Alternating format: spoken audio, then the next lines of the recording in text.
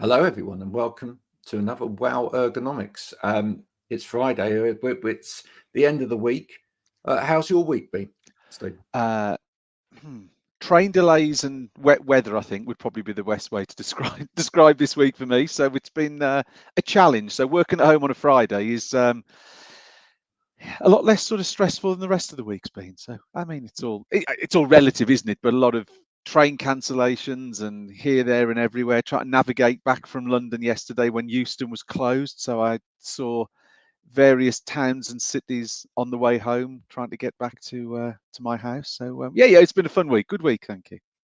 Without getting political about it, Mm. are a lot of those train cancellations due to the weather or due to stuff? Well, it, we believe there was some sort of incident, I think, which may have contributed to it. Um, but it was a little bit sort of here, there, and everywhere, almost sort of planes, trains, and automobiles esque trying to get home. So yeah, I don't know. It's interesting when you talk to people. Like, there was a few people who I sort of met yesterday at a meeting, and they'd all had various problems coming in. So I think it was probably more weather than industrial action. But that again opens other questions, doesn't it, as to how are we not able to cope with certain factors, and how much is the environment impacting trains and public transport and all that sort of thing. So it's a sort of a broader piece. But yeah, public transport wasn't kind to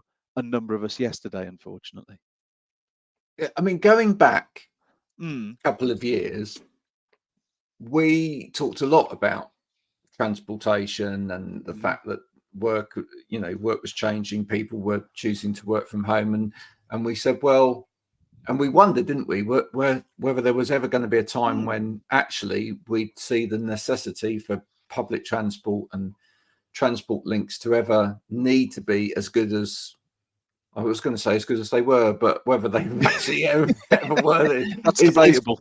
is debatable. But whether there was going to be a real need for that, there to be improvements, should we say, in public Mm, transport, because were people ever going to go back to the office? We know that a lot of people have gone back to the office. yeah.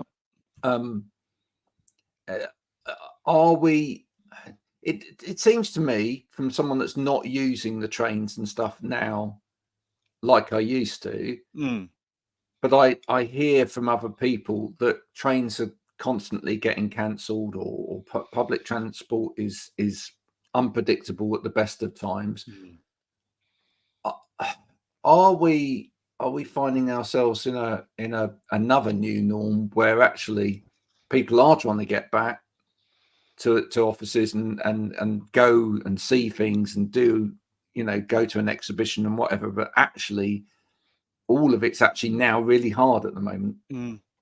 I think there's a lot of people sort of out and about moving. Certainly, I mean, where I went yesterday is somewhere I've not been before, to a certain sort of customer or partner of ours who sort of resells our product. So brand new location to me, and got chatting to a couple of people there around, because the office was really busy yesterday. I mean, like standing room only, literally people sort of looking for all little sort of, you know, little places to put a laptop or work, and phones and all that sort of stuff. It was really busy. It was a sort of hive of activity. But I like, because we do the same to people. So what are you doing? What does your working week look like?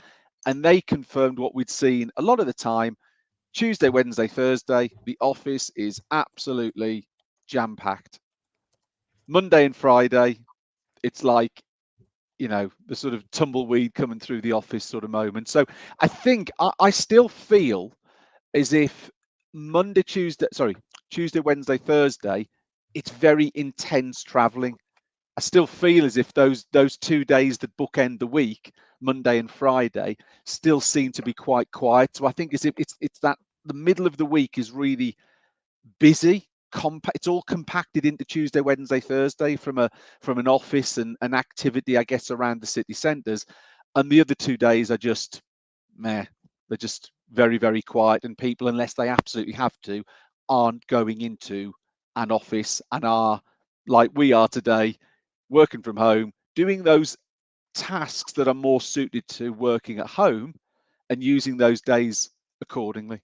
That's really interesting. It'd be really interesting to find out from people out there. So if you're watching this during the week, it'd be interesting to know, is that the kind of shape of your week if you Mm, work partly from home and partly in the office? Are you basing your working week in the office around transportation? Is that mm, how you're doing it, so that actually I'm guessing it's different for everybody, because it might be dependent upon, childcare and other things as well. But it'd be interesting to know if people wanted to comment during the week, what is defining your week mm. in terms of where you work, and is sort of, transportation a major part of it? I'm sure it Yeah. is. I'm sure it is. I did do a journey. I think it was on a Monday or a Friday a few weeks ago, which was say very rarely I do because there isn't the appetite for people to see you on a Monday or Friday. But I think what stuck in my mind is that the train I was due to go on was clearly very empty. So it mysteriously got cancelled and everyone got pushed onto the next train that was 15 minutes later. And it started me thinking, I wonder if there's some sort of planning that's going on and they're sort of actively looking, going, that train's really, really quiet. So we'll just cancel that one and we'll just move everyone onto the next one. So again, I wonder whether that's something that happens more on a Monday and Friday. I wonder if some of the longer distance train journeys are less frequent on those days. And if they do try and sort of squeeze and push all those people into one train rather than sort of spreading them over two, and people just have to accept there's potentially some sort of delay to their journey. Yeah, absolutely. We may or may not have a guest today, by the Yeah. way. I am in the background trying to get them in to the streaming platform. Yes. They are struggling, but we will keep trying. Yeah, absolutely. Apparently, it's telling them that they need to register or something like that, and Oh, okay. yeah, and they can see and hear us, but they can't get in. Oh, right. So um, they keep trying to crowbar and Yeah, see whether they can squeeze through the gap in the door. Now, last week was an interesting show, wasn't it? it was. Really good show with Chris Lomas. Excellent, Yeah. really. And I was, I didn't sort of go into it too much because he obviously was on he was on the show with us. But I was really pleased you'd managed to sort of get back in touch with him and he was able to get on because like we said, we'd sort of spoke to him first a couple of years ago, probably just less than a couple of years ago, wasn't it? And it was really interesting to see how things had sort of moved on. When we first sort of spoke to him, his focus was solely around Moldova. And then he'd naturally been pushed into the Ukraine with everything that's gone on there.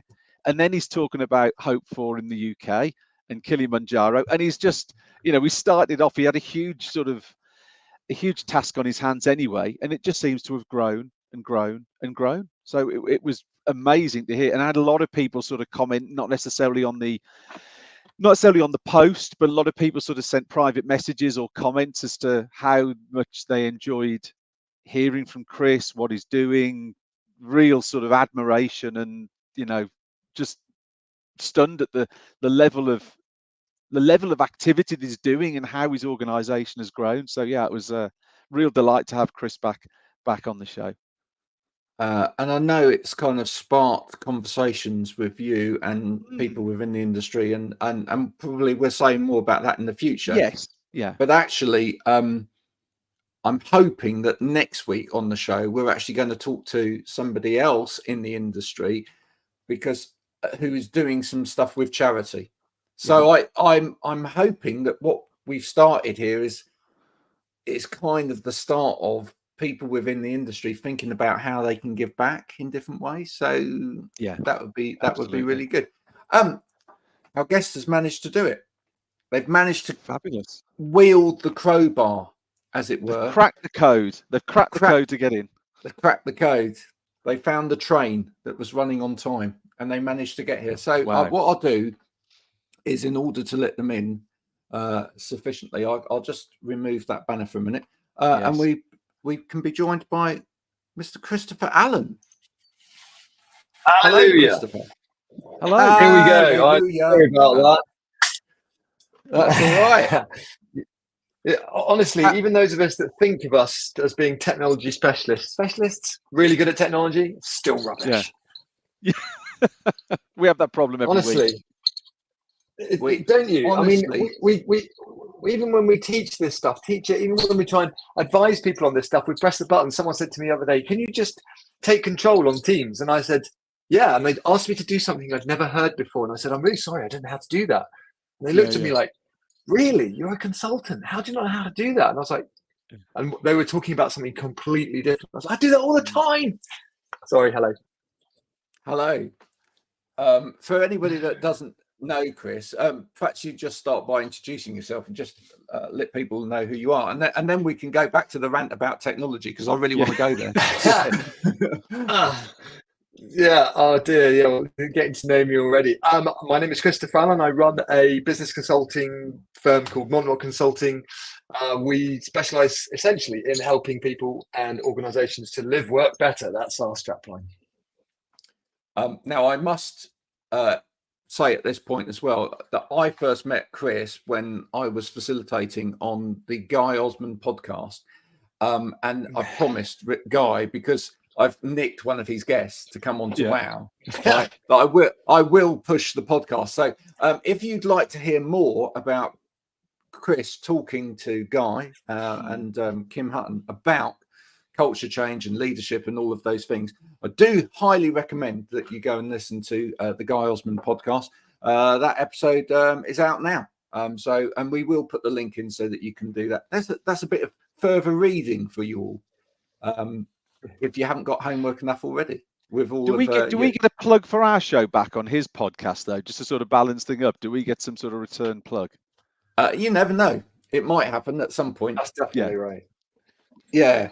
Maybe what we should do, Stephen, I think you've ordered the stickers, but maybe we should get some Wow Ergonomics t-shirts made. And I'd love to see Guy wearing a t-shirt. I don't think I've ever seen him not wearing a shirt. So you're only saying that because you know he's in Sweden and you can get away with that because he's nowhere near us. He's out of the country. So. Yeah, buy him a hoodie. Absolutely.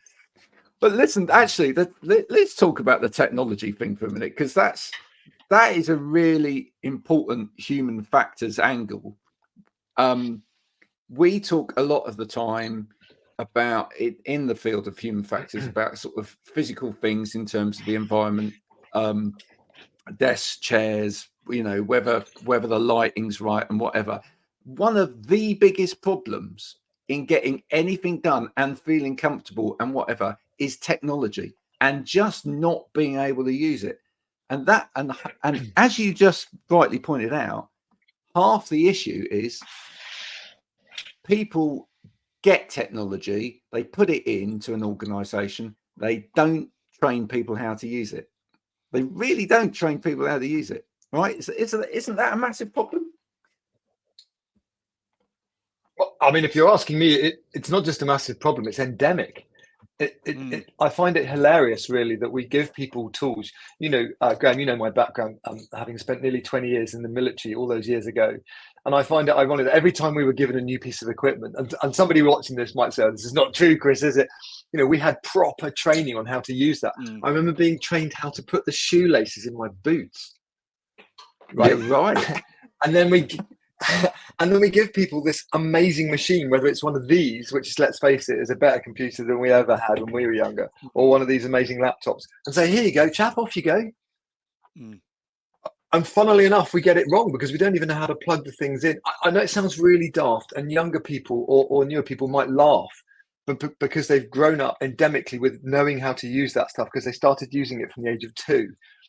But actually, beyond the sort of 5% capability of a laptop or a mobile phone, we have no idea. And as soon as something doesn't go quite right, it takes us ages. Yeah. I actually said to someone the other day on a meeting, I said, none of you use Word properly. And there were loads of people that went, yeah, I do. Yeah, I do. I said, right, okay. So if that's the case, how many of you have used this in Word? No. How many of you have used this?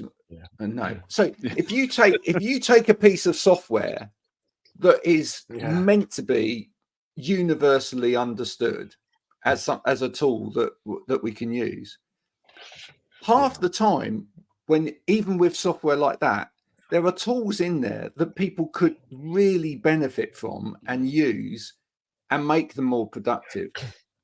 But they don't really know how to use it. Most people, if you say, even with something like Word, you go, right, what do you do in Word? Well, I write reports, or I deal with letters, or but there's loads of things you can do in Word. And when you start showing people, because I come from an assistive tech background as well, when you start showing people, do you know what, you could actually just press this one button and all of this happens.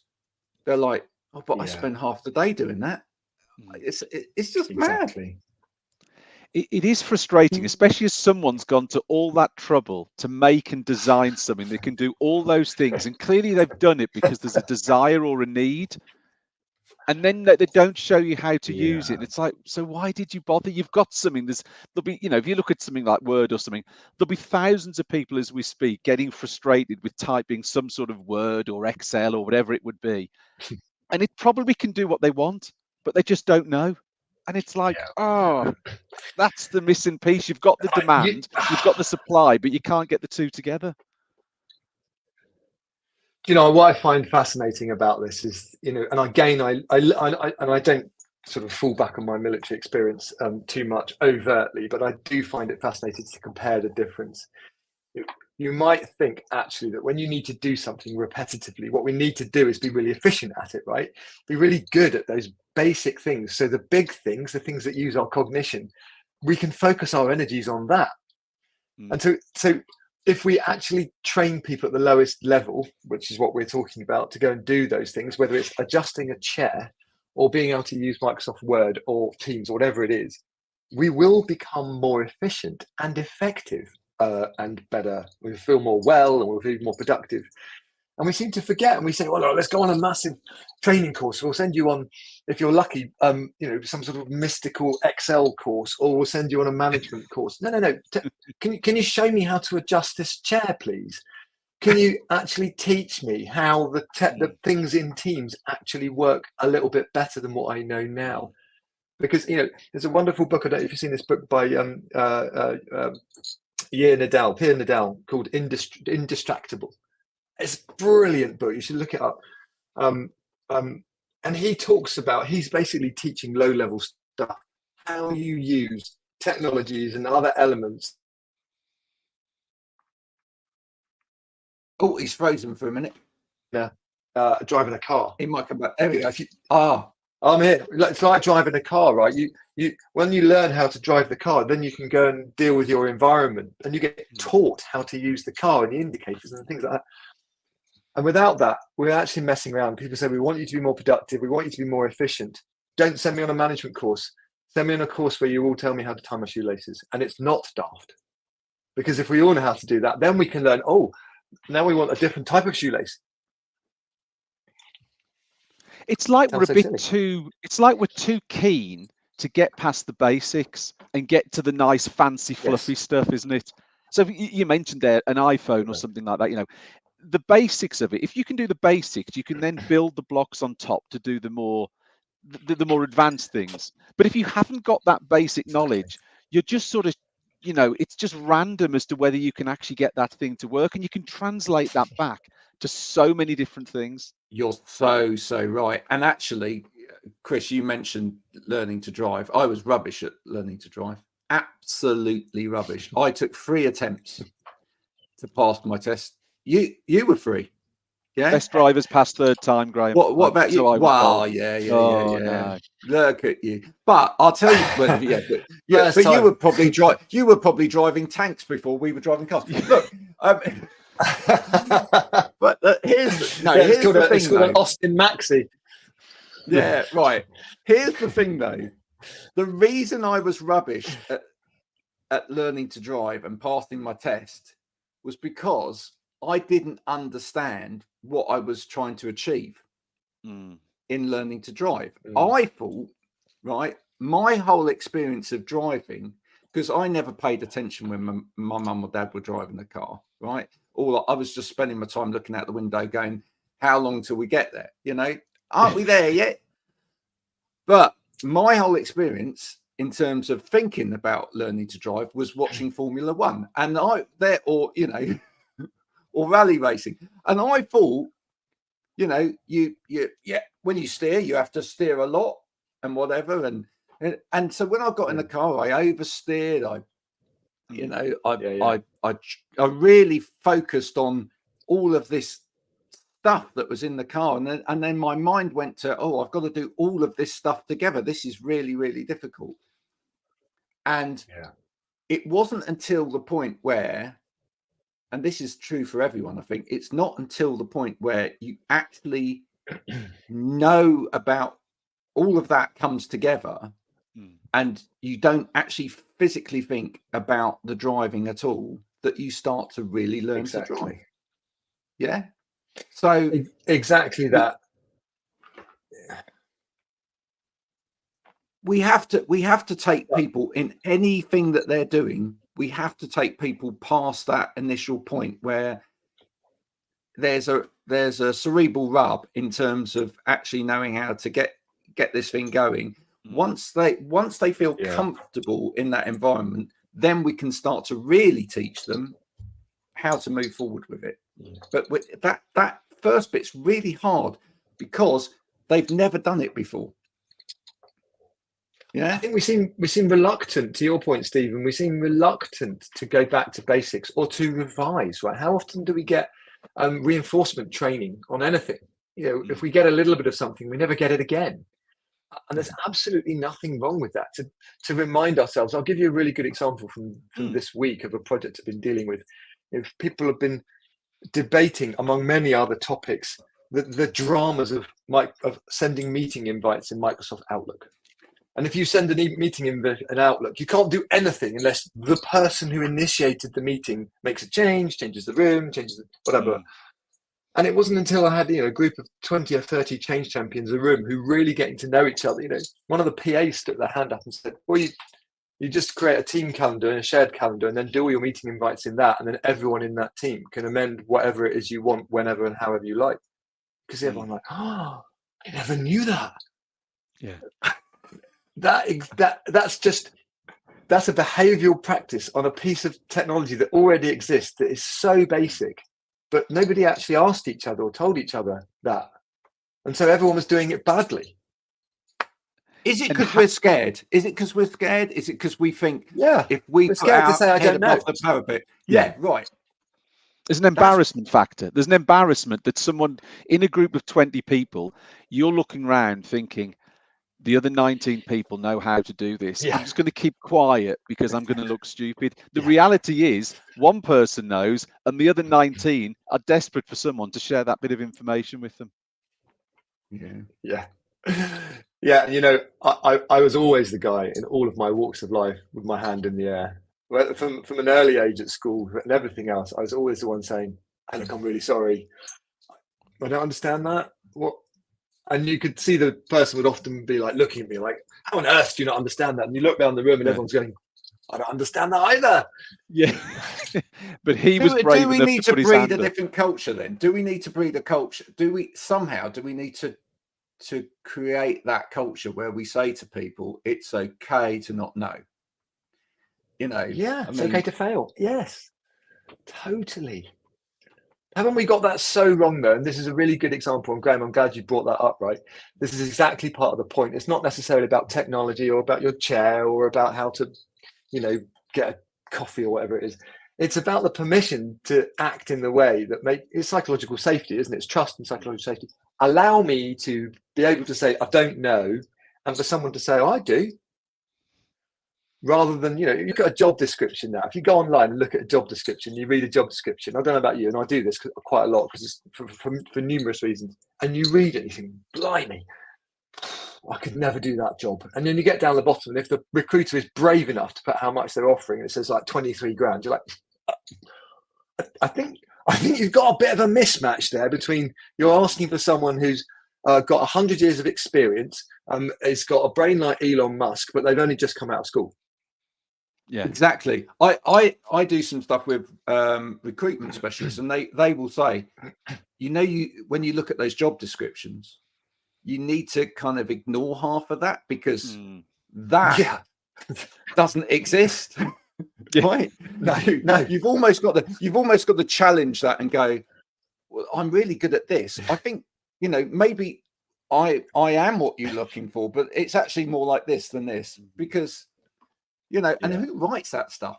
Who writes that stuff? Because it is literally, you look at that and go, well, I've never been to Mars. So true.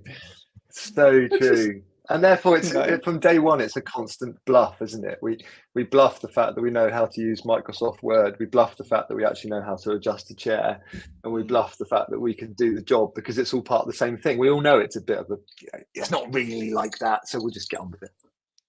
Is it sort of just something that's ingrained in us, that is that you don't want to sort of admit that you don't know something and need some help? And I guess that why it goes into a wider sort of circle of other things. But if something, the reluctance to ask, where does that come from? Is it sort of embarrassment? Is it sort of fear of being judged? I wonder where that, because ultimately, if it's making your life a lot easier, you'd think we should all be a lot more open to asking. But it's quite a common trait, isn't it, not to ask and just sort of try and bluff our way through. So what drives that? What's the main sort of thing behind that reluctance to sort of seek help and advice? My big ticket answer to that is, one of my mantras is leadership is everything. And I genuinely believe that we've grown up for 100 years in a do as I say, not as I do. I'm at the front, off you go, everyone. I'm going to watch and tell you what to do. And it doesn't work. And it breeds that culture of being slightly scared, as opposed to the leaders and managers who are literally there as people to help you to do great things. I'm not here to do your job. I'm here to help you do your job that I need you to do. So what do you need? And when you change that, you can call it what you want, servant leadership, whatever you want to call it. But unfortunately, we have leaders and managers who are brilliant at their technical expertise, but quite often they're no good at actually managing people, or they don't have the time because they're still doing their operational job. And they were grown up in this era of, me first, you later. But, leaders eat last, right? That's not Simon Sinek who came up with that. They should be there to help the worker bees to do better. And I think that is a massive part of why we don't put our hand in the air and say, I don't know, why we don't ask and say, actually, I don't know how to use Microsoft Word properly. Can you help me? Yeah. Do you think some of it starts in schools, though? I mean, and is Absolutely. That changing? Totally. And is that changing? Because, right, that's interesting. Because you've got me on a hot topic here, Graham. Well, because, I can remember being in the top set at maths in middle school. Yeah, I was greedy. I had 3 schools. And so around about 12, I was in top set, and then I got demoted and I ended up in the 3rd set in maths. And my whole attitude to maths changed because I had a teacher that bullied. So I had and when I say bully, they didn't take me in the corner and put cigarette burns in my head or anything. But they did this thing where they would ask, put my head down the toilet at lunchtime. But they did this thing where they would. I can't do mental maths off the top of my head, but they would do this thing where they would go around the classroom, they pick on you, and they would shout at a mental maths thing at you. Yeah. And if you couldn't answer it there and then, they got angry. They got angry with you, and you were made to feel ashamed. Yeah.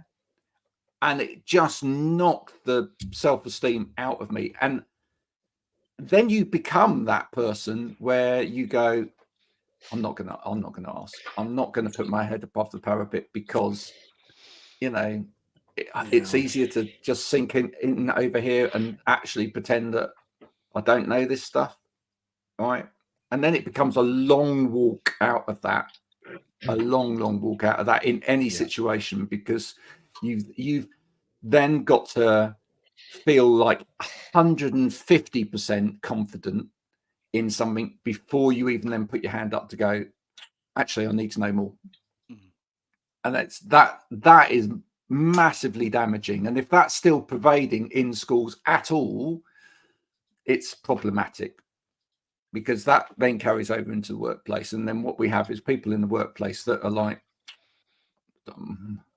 no, I'll shut up. I'll sit here. I'll wait.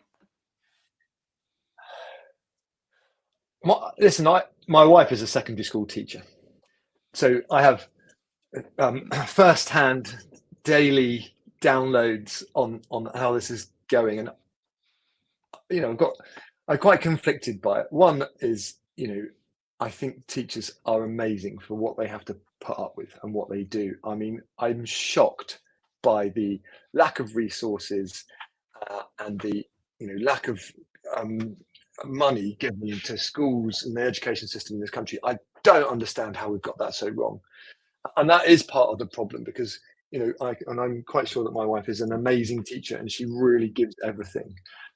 But there are real troubles, and it's really difficult. It's blooming hard.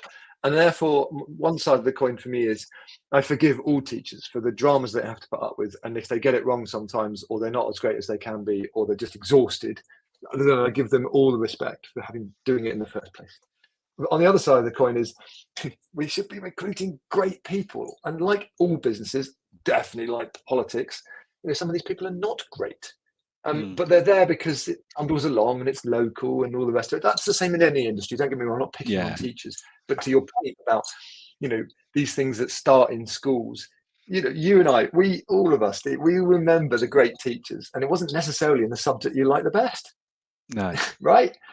Well, and therefore, I also remember one of my teachers, his name was Mike Judge, and he came in as a DT, sort of must have been a technician or something, became a teacher later. But he'd been in industry for years. He was long in a tooth, nails, South London boy, and he had been on the tools. He knew how to do stuff. Now, he didn't have didn't know the manual, the education manual, but blooming heck, did he know his stuff. And he had examples, real life practical examples. He knew how to deal with people because he'd been working in Southend, and he could get across with people so well. And then he came and delivered that in teaching. It's a bit like politicians, isn't it? You need people to go into business and learn how to run an economy, run a business. Why are schools still wearing ties? What? Yeah. I mean, apart from if you want to quote a health and safety hazard, there's a big one. What most people in the workplace, unless you work in Lloyd's of London, are not wearing ties. So why are we wearing them in schools? Yeah. So primary schools, my primary school kids are wearing ties. What?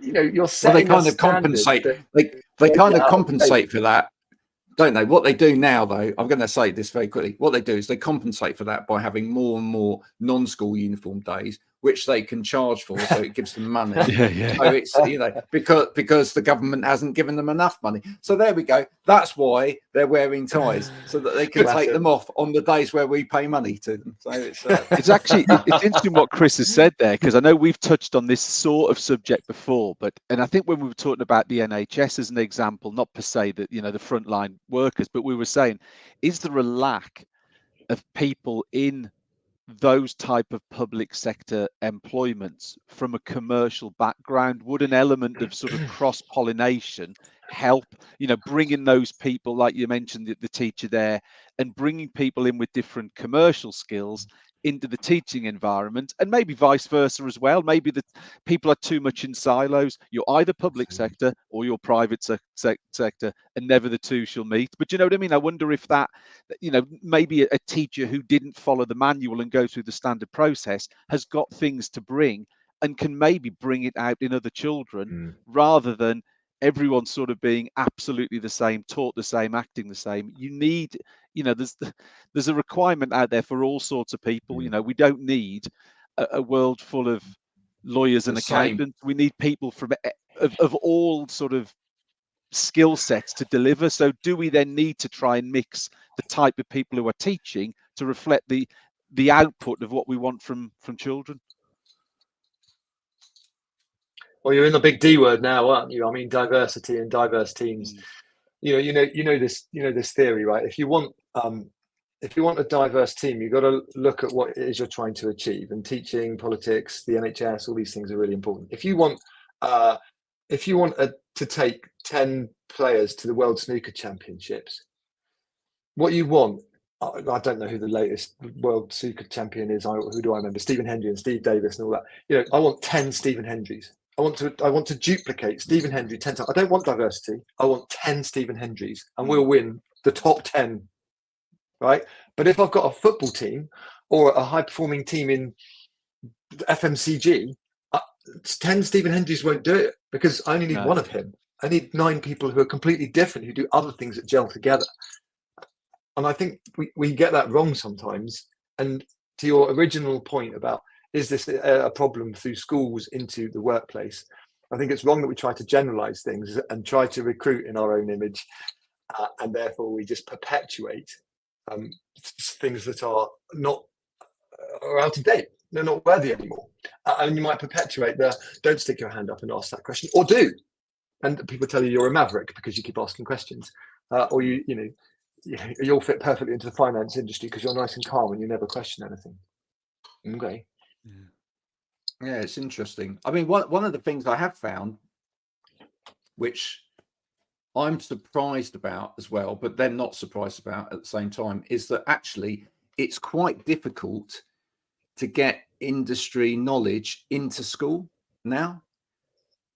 Because, and I'll tell you what I'm going to say about this, because I spoke to somebody who works with a local college, and they said, they were talking to me about what I did, and they said, we could really do with you coming and talking to this cohort of students about this, because this is nice. The struggle they had to try and get me in there to talk about it. It just never happened, because it was not like the good old days where you could just go, so let's organize a day, let's find a little slot in the curriculum and we'll bring you in. Nowadays it's like, I don't know. Yeah, it's hard to get industry to get involved in education.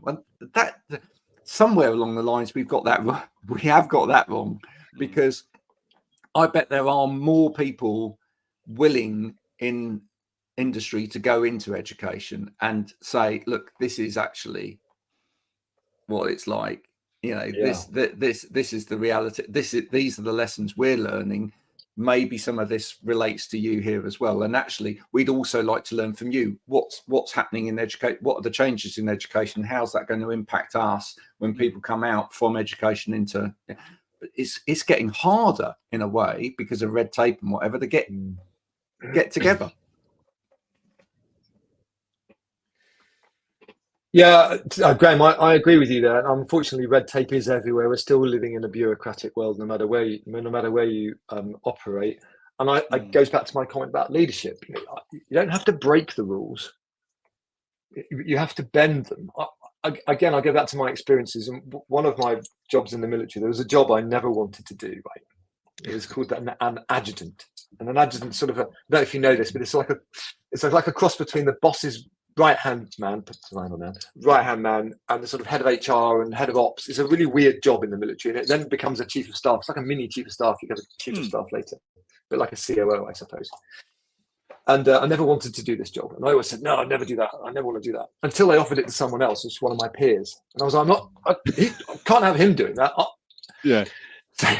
So I went and did this job, and everyone was like, that. I can't believe they're giving you the job. And I was like, why? And they're like, what, the scruffy maverick oik, why would they give you the job? You're just going to cause chaos. And what they failed to realize was that I was the only one who had read the rule book. I was the only one who knew all the processes and the procedures, and I don't like that stuff, right? I'm not interested, but I'll read it.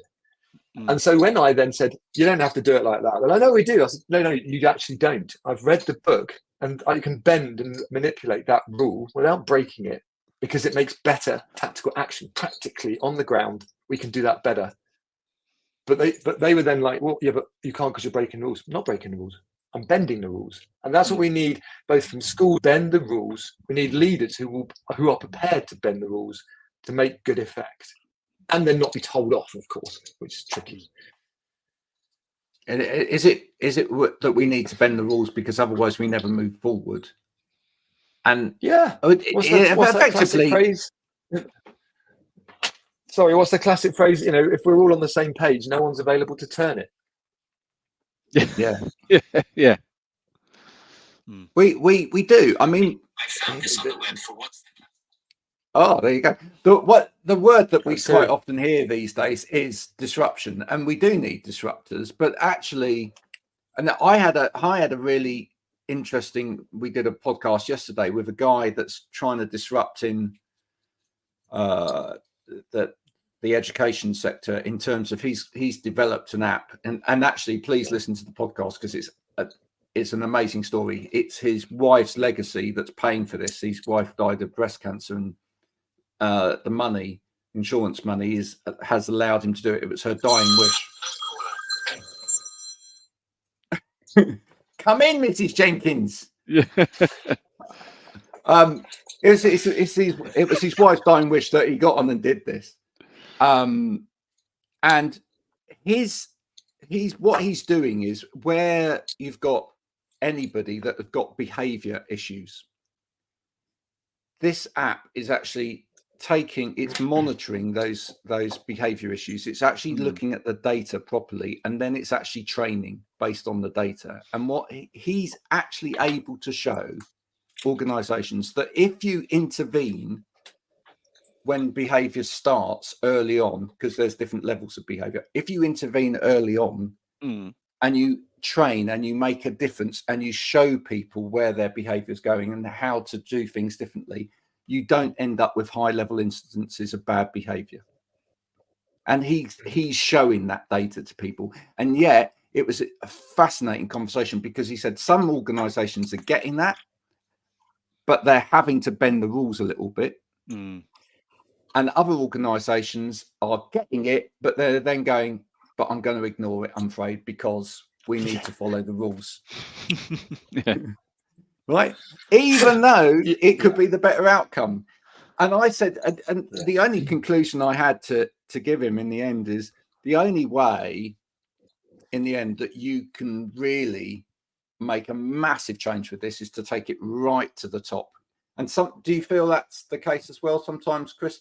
Actually, the only way that we can sometimes make absolute change is we have to find the leader right at the top of the pile and actually get them to realize that everybody else is looking up at them, and we have to get to the person that's right at the top and change it, because otherwise it's just not going to disseminate down. Yeah. I mean, back to my mantra: leadership is everything. Getting to the top, whether it's a headmaster or the CEO, whoever it is very, very difficult. And when you can get there, the interesting thing is they're very, very receptive. They get all this stuff. They didn't get into that position and not understand that. The challenge is, how do you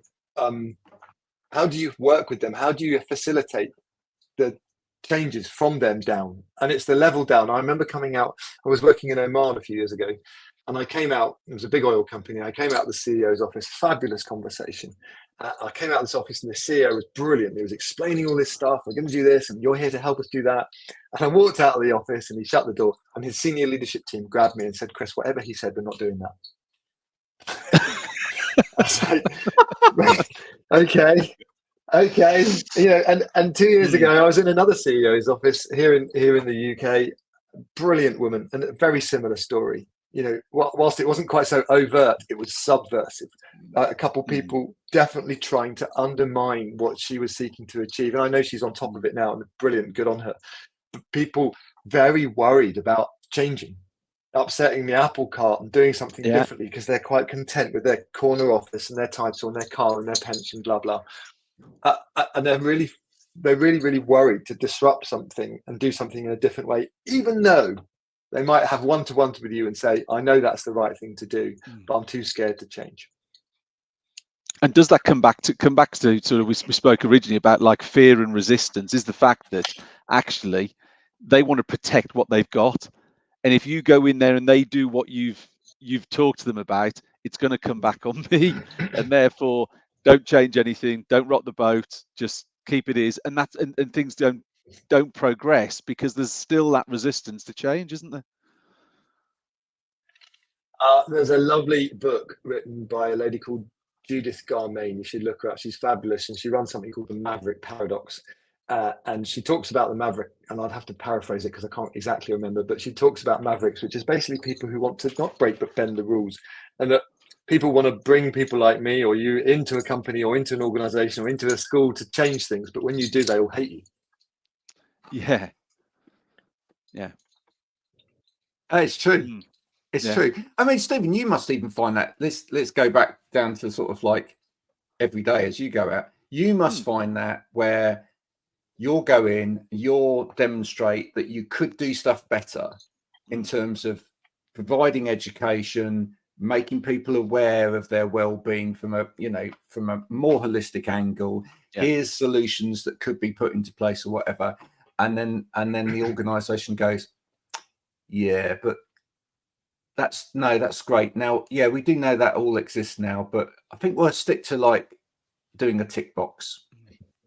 And and whilst it's a tick box and it's not a conversation, so it's literally a reaction to something which is some kind of official document, then you don't really ever know what the problems are that people have at the coalface. What you know is their response on a piece of paper or their response on a computer screen. And I remember at university studying something called Q methodology. I don't know whether you've ever looked at that, Chris, but it's a fascinating part of psychology, which looks at not what people are doing in terms of answering, but why are they answering in that way? Yeah. So when you've got a semantic differential scale, and those magazines, those ladies' magazines that your mum used to read when you were a kid, and they used to sit there and they do all of those semantic differential scales where it's like, on a scale of 1 to 10, would you rate your this in your life, or right? But we still do sort of semantic differential scales with everything in the workplace or whatever, and we go on, on a scale of 1 to 10, how are you feeling today? And people will go, and then they'll look at their neighbour and go, "What did you put?" Oh, 5. I put 5 as well. Yeah. Right. Yeah. The interesting thing is not what you're putting down. It's not whether you're putting 5. It's why are you putting 5? Yeah. Right.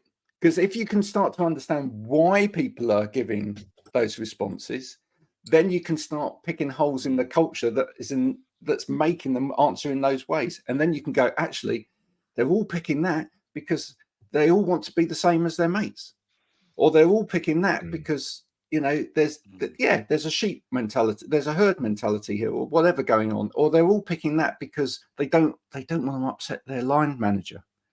And once you understand that, then you can start dealing with it. You can't start dealing with it so 2 things. 1, we have to change the culture. 2, we have to change the processes, because we need to have processes in place if we're measuring anything which actually question.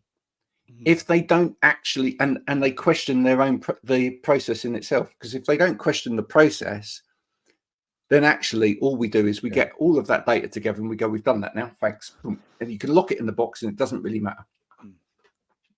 So that was a long-winded way to get around to you. What was the question again? Can you repeat the question? Is that what you is that what you see when you go out? I think it's certainly improving if you look from an ergonomics perspective, but I still think there is a lot of box ticking. I think there is a case of lots of companies are talking about it. We need to appear to be doing the same. We'll go through that process and we'll tick a box. And a bit like what Chris said, someone will commit to something, but nothing happens. And I still think there is an element of that. I think I think we are getting better to recognize as an industry, or companies are recognizing that an industry like ours has a lot to add. And it isn't just a case of just doing it. There is some benefit from it, but there is still an element of, we've done that, tick, move on. We're not going to change anything. But slowly. It's quite, you've just sparked a thought in my mind there, Stephen. That is that we can bring expertise in every field into the office or into the school, whatever it is. But from our point of view, the translation of those things into user experience is often missing. Who was it? I can't remember. It was Graham, you and Guy. We talked about a lot of the work we do is in the grey space. I can't put it in a proposal. It's quite hard to, joining the dots between things, because that's the skill I have, that I see the big picture and I can join things up. And there's lots of people who can do this and lots of people who can't because they're specialists, and that's absolutely fine. But joining that grey space so that you get a better outcome, so it's not just a tick box exercise, is actually a skill in itself. For example, go back to your ergonomics point. Great, I can procure this chair that I'm sat on now. I won't tell you the manufacturer. It's a brilliant chair, and the exact same chair comes with 2 different seat post formats. One is a standard, cost X. Yeah, correct. One is a standard at cost X, and one is also a standard, but a different standard that goes a little bit lower and a lot higher at cost Y. And so you only buy the cost X one because that's the manufactured mainstream. That's the one that's ever so slightly cheaper. So you don't buy the other one until you do, and you buy all the cost X models, and then everyone over 6'2" says, "Well, it doesn't work for me. It doesn't go high enough." Yeah. So you've bought beautiful monitor arms, a beautiful sit-to-stand desk, and these beautiful chairs, but it doesn't work for me. So no one over 6'2" can actually sit properly. And when you then point that out, they go, no, we've sorted that. No, but you haven't, have you? You just tick the box that says you've got that chair, but you didn't get the right one. Yeah. Oh, we'll get a special chair for that person. Because nobody joined the dots. And then when you point it out, they don't want you to. No. They don't want to do something different. They just want to tick the box. I've done that. I've got that. And sometimes then what happens is they actually find what's really interesting is when on the ground, and you must see this, Stephen, when on the ground people devise their own solutions, because nobody's doing it for them, and people move into the realms of ingenuity. How many times have you been to see someone with one of your products, and they've kind of got a version of that they've pushed together themselves, because nobody's been bothered to try and sort this out for them, so they've tried to make it themselves, because we're quite good at that. I saw someone whose screen wasn't at the right height, and rather than being given the right piece of equipment, be it an arm or be it a riser, they took like a little small filing drawer and plunked it on their desk, and then put their laptop on top. So it was doing the job. It had got the screen at the right height, but you looked and thought, great ingenuity, but it's not really the right thing, because equally when someone who's of a different height sits there, it's potentially going to cause a problem and exasperate or exaggerate another problem. It creates another problem further down the line. But they've got the ingenuity to go, I need to address that problem. I'm going to do it. Yeah, but it always amazes me that people that are around other people don't see what people are doing and think, why are they doing those things? And that's a thing I think we have to develop, especially if we're in leadership, is eyes to look at situations and human behavior and go, why are they doing that? Isn't there a reason that they're doing that? But doesn't this take us back to what we said at the very start? We said at the start about is people asking questions, didn't we? And people being a bit afraid to sort of stick their hand up, and that's what you need. You need more people to do that, more people to question and ask, gain knowledge and develop. But even if they're not asking the questions, you can have leaders that look and see.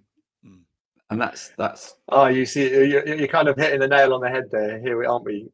Unfortunately, many leaders, and it's not all, but many leaders are not leading. They're in charge, but leaders set the tone, they set vision, they inspire, they come up with ideas. Managers get processes working, right? Actually, we need leaders to. Who was it? Was it John Adair, one of those massive, great people? He was often questioned why he sat in his great big corner office overlooking Manhattan or wherever it was, doing nothing. And he retorted, very harshly in his incredibly, I can't remember who it was, that I'm not doing nothing, I'm thinking. And he spent a lot of his time just thinking things through, observing, like you said, Steve, working it out, how to join the dots, and then coming to a conclusion, then going out, testing it, and doing something different, rather than just running frantically from one thing to another, which is not leadership. Yeah, that's just being in charge. Yeah, fascinating talk today. Yeah, brilliant. Thanks Really for coming good. on. There you go. Oh, We cover everything really on the good show. questions. Yeah, Absolutely. I love it. Boss it, don't we? Next week we'll be back looking at what this industry can do to give back yet again, and we'll have more of a conversation about that. But thank you so much for joining us, and hopefully challenging people Thanks to think for a having little me. bit more about how you lead out there, and maybe think about, if you're trying to work with an organization in terms of ergonomic solutions or anything like that, think about why there's kind of rub against what you're trying to put out there, right? Think about trying to walk a little bit more with the organization and the leaders within that organization, and just see why the conversations aren't flowing in the way that you think the conversation's going. I think we too often go in with our own narrative rather than trying to understand everybody else's narrative as we walk. But don't listen. And that's and then nobody's going to listen, and all you do is go and butt heads. Nothing moves forward, which is a load of rubbish. Until next week, thank you to everyone for taking part. You had me at woof, which is and I say that because I heard the dog barking in the background, and that's always a kindly thing. Take care, folks. Have a good week. If you've enjoyed this conversation, please share it with your friends, your family, people at work, and dogs, because they like it too. Bye for now. See you next week.